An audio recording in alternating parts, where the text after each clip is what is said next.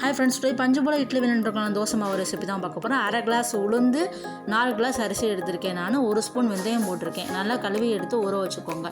எந்த கிளாஸில் நீங்கள் மெஷர் பண்ணுங்கள், கிளாஸாக இருந்தாலும் சரி, உலக்காக இருந்தாலும் சரி, கப்பாக இருந்தாலும் சரி, எதுனாலும் ஓகே. 4 கிளாஸுக்கு அரை கிளாஸுங்க, 8 கிளாஸுக்கு 1 கிளாஸுக்கு, 8க்கு 1, 4க்கு அரை, அப்படி தான் கணக்கு.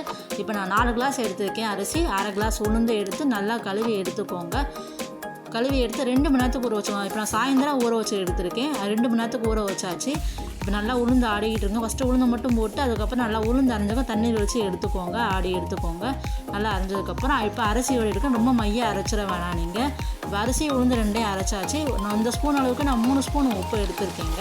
நல்லா நைட்டு ஃபுல்லாக ஊற வச்சுக்கோங்க. க்ளோஸ் பண்ணியாச்சு. இப்போ நைட்டு ஃபுல்லாக ஊறியாச்சு. இப்போ எடுத்துருக்கே வாங்க, எவ்வளோ நல்லா புளிச்சிருக்கும் பாருங்கள். காலையில் வச்சு பார்க்கும்போது நீங்கள் இட்லி ஊற்றி வச்சிங்கன்னா சூப்பராக பஞ்சு போல் இருக்குங்க. நல்லா சாஃப்டான இட்லி, நல்லா சுவையாக சாப்பிடுங்க. கார சட்னி வச்சு பாருங்கள், சாஃப்டாக இருக்குது.